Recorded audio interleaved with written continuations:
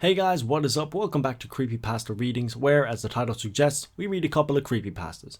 This episode's actually a special edition for a couple of reasons. One, we're going to be covering 3 short stories. You'll begin to notice a bit of a trend here, as most of them build up an atmosphere and then punch you in the face with a really good plot twist. And 2, I brought my main man, Corpse Husband, in to read you one of these terrifying stories. I hope you enjoy, and without further ado, let's get into the first story in this episode of Creepypasta Readings. I was in my bedroom, doing the typical at-home teenager thing, staying up late, digging around the depths of the internet, and generally not paying attention to anything other than what was on my monitor. It was early morning, around 2 o'clock, and everyone in my house was asleep but me. The room was nice and warm despite it being the dead of winter, since we had the windows replaced last week.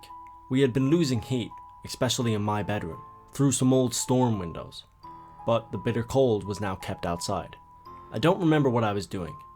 I think in the terror that consumed me, I must have forgotten. I heard a noise at my window. Not the sound of a bug flying into it, or the shrubs brushing against it. No, this was an odd noise. A thumping sound. Something I had never heard before. I didn't think anything of it initially. Whether that was because I genuinely believed it was nothing, or because I didn't want to find out what it was. I can't say, but I sat there for a moment and just listened to it. It was distinctly rhythmic. Thump, thump, thump. It only lasted 15 seconds or so, and then stopped. I shuddered, but shrugged it off, and after spending another hour or two browsing and consciously not looking toward the window, I turned my computer off and fell into an uneasy but uneventful sleep. This morning, after the sun had been up for a few hours and things that go bump in the night were doing whatever they do in the day, I walked to my window and spent a few minutes trying to replicate the sound I heard. I tapped the window, bumped it with some soft objects, even locked and unlocked it.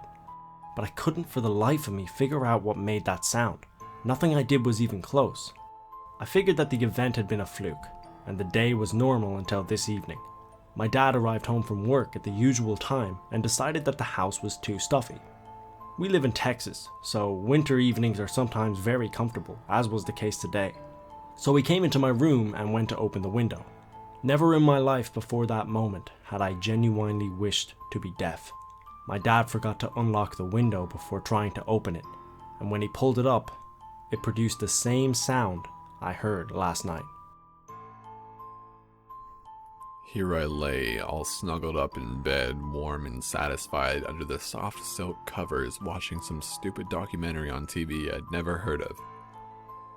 I'd turn it over, but the gallon tub of cookie dough ice cream wouldn't let me use my hands for anything other than shoveling the frozen treat into my mouth. Nights like these are rare. It isn't often that everyone's out of the house but me, so I make sure to savor them. In fact, I wasn't expecting anyone back till the morning. That's what made the sound of the door opening upstairs so alarming. Panic hits me like a steam train. I silently leap out from under the covers, spilling the ice cream all over the pristine white carpet on the floor, and creak open the wardrobe next to the bed. I hear footsteps, heavy and indiscreet, like they want me to know they're here. I pant and pick up the spoon I had just been using to enjoy a relaxing night. The footsteps get louder. I force myself into the minuscule space remaining in the wardrobe and close the door just as the stranger opens the bedroom door, not sparing any seconds for silence. I peer through the gap. His face looks familiar, but I can't place my finger on where I know him from. He spots the spilled ice cream and darts his head across the wide expanse of the bedroom.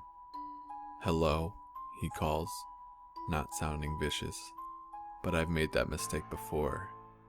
Never, under any circumstances, assume friendliness from a voice. He looks under the bed.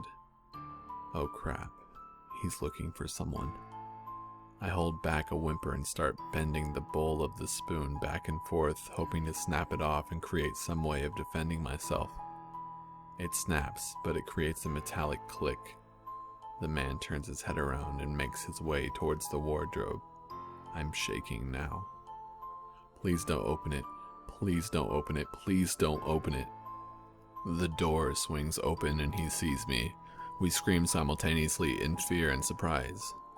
Without hesitation, I leap onto the man and start digging into whatever stretch of flesh I can with the sharp edge of the spoon handle. He screeches in clear pain, but I won't stop. I hammer the handle deep into his chest and neck over and over till he becomes motionless. I've killed him. I cry in disgust and sprint downstairs and away from the house.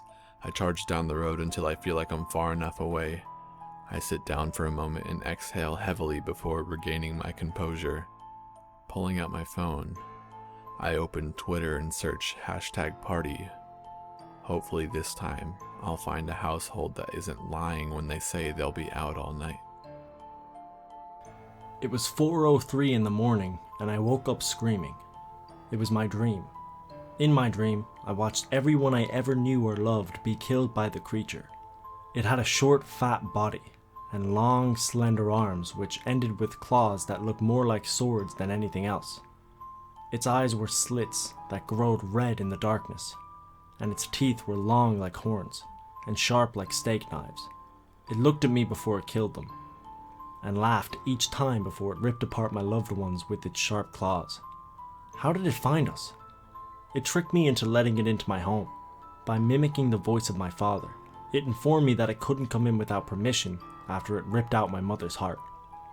The dream ended with the creature laughing its evil cackle and slowly walking towards me, dragging its claws on the floor. I screamed and sat up. I was in my room, in my bed, safe again. 4:03. I hear a knock at the door.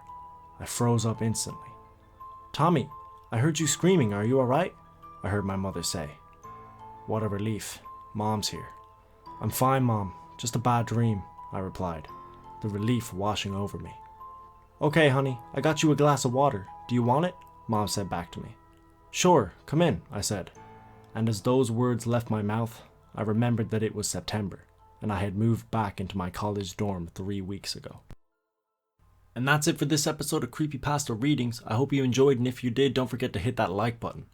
Also, don't forget to check out Corpse Husband. He makes a lot of creepy content, and I think you guys would like him. I'll see you in the next video. Have a good one.